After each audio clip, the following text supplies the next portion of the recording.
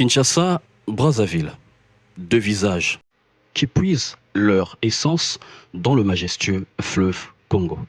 Un seul et même drame qui mine, qui hante la mémoire collective. Bienvenue sur les corridors d'Afrique. Depuis plusieurs décennies, un mot et un concept font trembler les ruelles des deux capitales. Un mot et un concept de magnitude 9.0. D'un côté, Kuluna, d'un autre côté, les bébés noirs. Dans une symphonie purement macabre, des bandes de jeunes armés, souvent des mineurs aux pieds nickelés, qui ont excellé dans l'art notoire de répandre, telle une traînée de poudre, la terreur, dictant ainsi sans foi ni loi leur hégémonie, défiant ainsi l'autorité sempiternelle de l'État. Mais derrière ces machettes et ces visages encagoulés, il y a une autre histoire. Oui, une autre histoire semblable à un tonneau de Danaïde, celle d'une jeunesse sans repère, sans modèle et rempart, perdue dans les turpitudes cancéreuses d'un système qui les a fort longtemps utilisés pour mieux les trahir. Tout commence à la fin des années 1990, dans le chaos des guerres sans fin et du chômage à tout bout de champ. À Kinshasa, les Kuluna naissent dans les quartiers populaires de Massina, de Matete et de Bandalungwa, communément appelés Bandal. À Brazzaville, quelques années plus tard, émergent les bébés noirs. Des adolescents parfois drogués au tramadol, à la colle 99, exclus de la société tous azimuts, qui a fait d'eux des parias en les déshumanisant. Adolescents utilisés comme boucliers des politiciens locaux qui les utilisent tels des poupées sexuelles vendues sur chaîne. Ils ont grandi sans école, sans emploi, sans repère. Leur but, survivre. Voler pour manger, frapper pour exister, dominer pour s'affirmer. La rue devient de ce pas leur université et la machette devient l'instrument, sinon le diplôme, qui leur permet d'exercer impunément leur barbarie.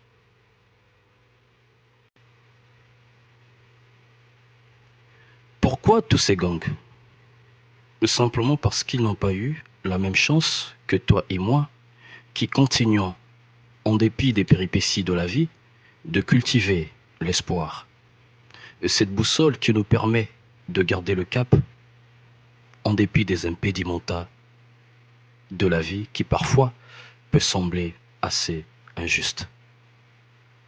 Lorsque la pauvreté systémique atteint son paroxysme et que le chômage massif des jeunes fusionne à l'éclatement des familles et que la déscolarisation commensale à l'abandon de l'État, face à cela, à quoi faut-il s'attendre? N'hésite pas de nous dire ce que tu en penses dans les commentaires, étant donné que nul n'a la connaissance infuse. Ça nous fera un grand plaisir, dans les corridors d'Afrique, de lire ton avis. Il faut préciser que dans certains cas, la guerre a laissé derrière elle des jeunes démobilisés, dépaysés et livrés à eux-mêmes.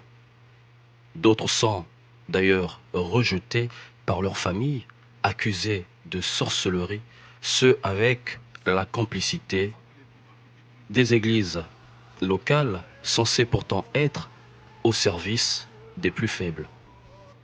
Et dans ces ruelles sombres, les Kuluna et les bébés noirs deviennent une armée d'un maléfice inimaginable. Tapis dans l'ombre, une génération purement sacrifiée.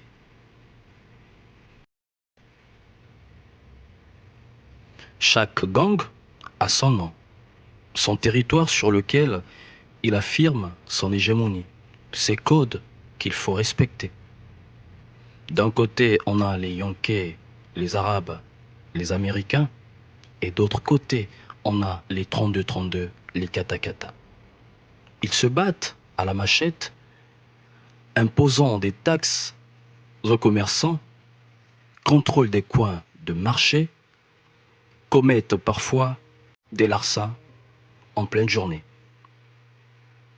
Mais derrière cette violence, il y a aussi un cri, une clameur. Regardez-nous, nous existons.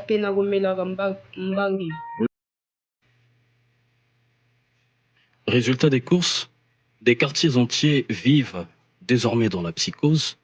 Les commerçants ferment tôt, très tôt. Les taxis évitent certaines zones.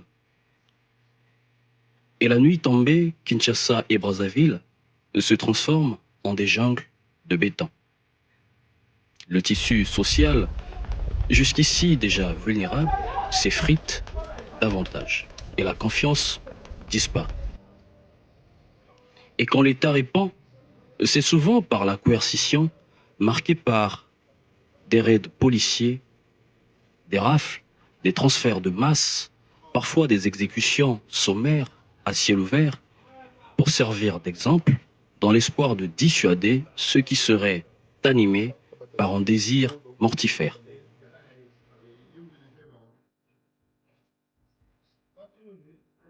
Entre nous soit dit, peut-on éradiquer la misère par la violence? Peut-on métamorphoser un délinquant, un koulouna, un bébé noir, en un entrepreneur par la mort? Des opérations ont été lancées. L'ICOFI à Kinshasa, opération de traque de bébés noirs très récemment à Brazzaville, pilotée par la DGSP, la Direction générale de la sécurité présidentielle, opération assumée ouvertement par les autorités des deux pays. Des centaines de jeunes arrêtés, certains condamnés à mort, d'autres envoyés dans des centres de redressement, d'autres tués publiquement. Cependant, les prisons se remplissent et les rues se vident, seulement pour un temps. Car dès que la peur retombe, les machettes ressortent. Pourquoi? Parce que la racine du mal est toujours là.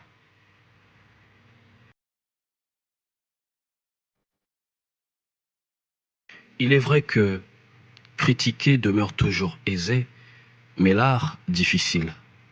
Cependant, je crois, mordicus, que pour stopper net ce phénomène, il faille donner à ces jeunes l'emploi, de l'éducation, un avenir, un sens à leur vie.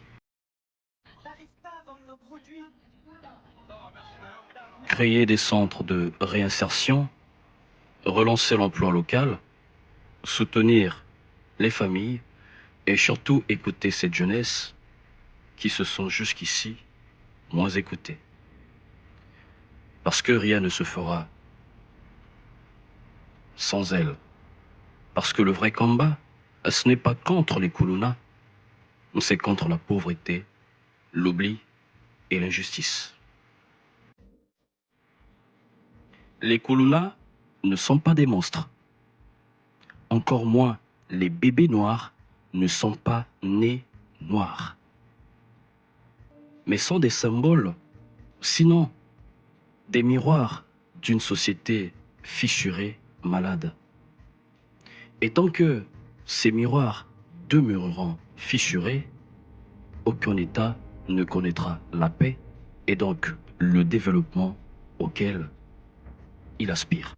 Kinshasa et Brazzaville, deux capitales sœurs, deux rives, mais un seul et même cri. Donnez-nous une raison de vivre et non de tuer. Madame, Monsieur, c'est déjà la fin dans les corridors d'Afrique. N'oublie pas d'aimer cette vidéo, d'activer la cloche de notification pour ne rien manquer de nos prochaines publications et de la partager afin qu'elle puisse toucher un maximum de personnes. C'était les corridors d'Afrique, au cœur d'Afrique.